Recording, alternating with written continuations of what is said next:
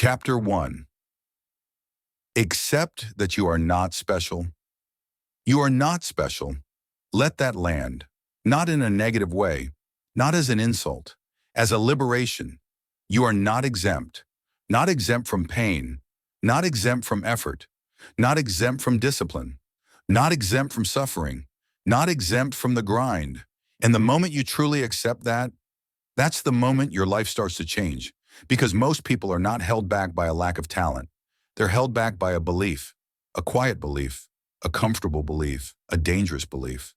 The belief that somehow they're different, that their situation is unique, that their pain is heavier, that their trauma is deeper, that their past is more complicated, that their life should be easier, that their journey should be shorter. And so they wait. They wait for motivation. They wait for clarity. They wait for confidence. They wait for the right time. They wait for someone to notice. They wait for someone to help. They wait for someone to save them. Let me tell you the truth. No one is coming. No one cares. That's your power. Say it again. No one is coming. No one cares. That's your power. Because the moment you accept that, you stop waiting. You stop negotiating. You stop explaining. You stop justifying. You stop telling stories about why your life is the way it is. And you start moving. Most people don't want responsibility. They want permission. They want permission to try. They want permission to fail. They want permission to change. They want permission to become someone new. But you don't need their permission. You don't need permission from your parents. You don't need permission from your past. You don't need permission from your friends.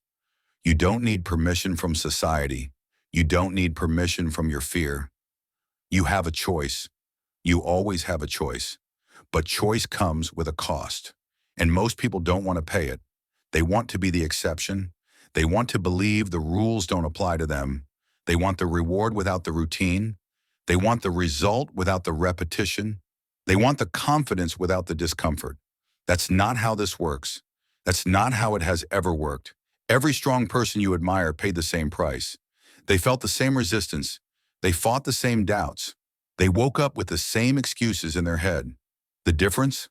They didn't believe those excuses were special. They didn't romanticize their struggle. They didn't build an identity around their pain. They didn't wear their problems like a badge of honor. They understood something simple. Pain is part of the contract. Effort is part of the contract. Discipline is part of the contract. You don't get to opt out. And the faster you stop trying to, the faster you grow. Let's be honest. Somewhere in your life, you decided your story was heavier than everyone else's, that your circumstances were harder, that your obstacles were bigger, that your past was more damaging. Maybe that's true, but here's the part no one tells you. It doesn't matter, because life doesn't grade on a curve. The world does not care how unfair it was. The world does not care how hard it's been. The world does not care what you went through. It only responds to what you do. You have a choice.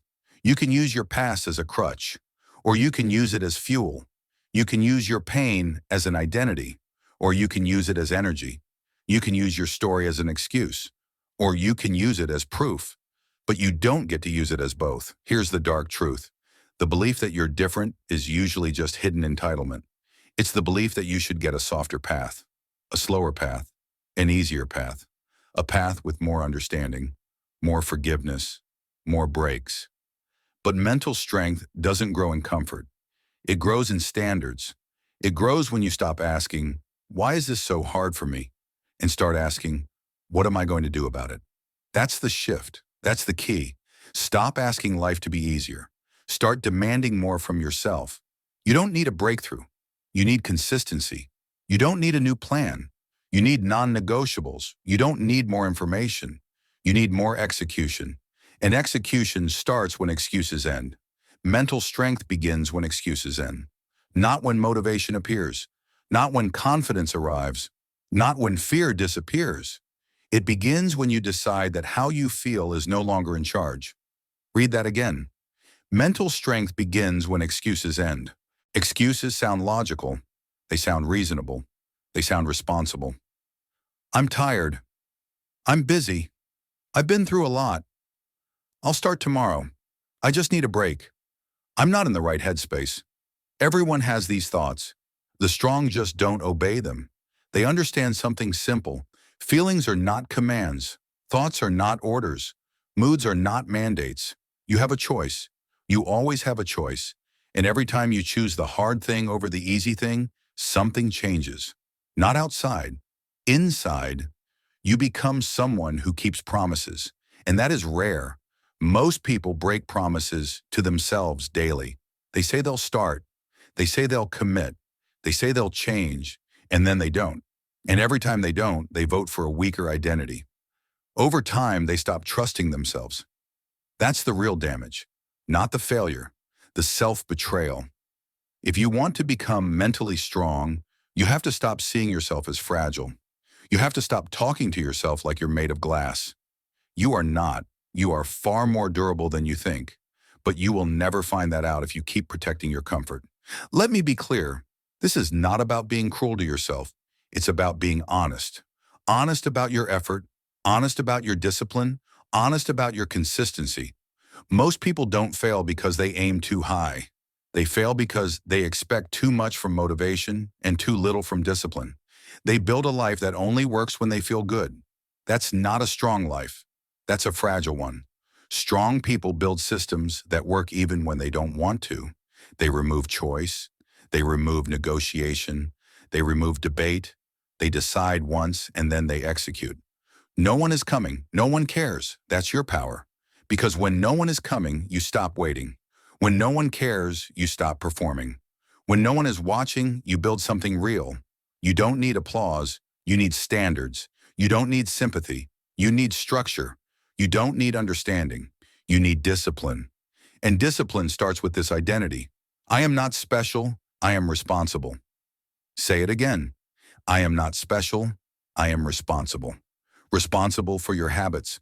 Responsible for your schedule. Responsible for your health. Responsible for your mindset. Responsible for your future, not your parents, not your past, not your boss, not the economy, not your circumstances. You. This is not comfortable. Good. Comfort has made you weak. This is not gentle. Good. Gentleness has made you negotiate. This is not motivational. Good. Motivation is unreliable. This is foundational. Accepting that you are not special is the beginning of real power, because now you stop waiting to be saved. You stop waiting to be understood. You stop waiting to feel ready, and you start building. You build even when it's boring. You build even when it's hard. You build even when it's thankless. You build even when no one notices. That's how real confidence is created. Not from hype, not from praise, not from success, from proof, from keeping promises, from showing up, from doing what you said you would do, again and again and again. You have a choice. You can keep telling yourself your story is special, or you can decide your standards are. You can keep protecting your excuses, or you can start protecting your future. You can keep waiting, or you can move. And that leads us to the next truth. Because once you accept that you are not special, once you accept that no one is coming, once you accept that it's on you, you face the next obstacle, the habit of waiting, waiting to feel ready, waiting to feel confident, waiting to feel prepared. And that's exactly what we're destroying next. Because in the next chapter, you're going to learn this.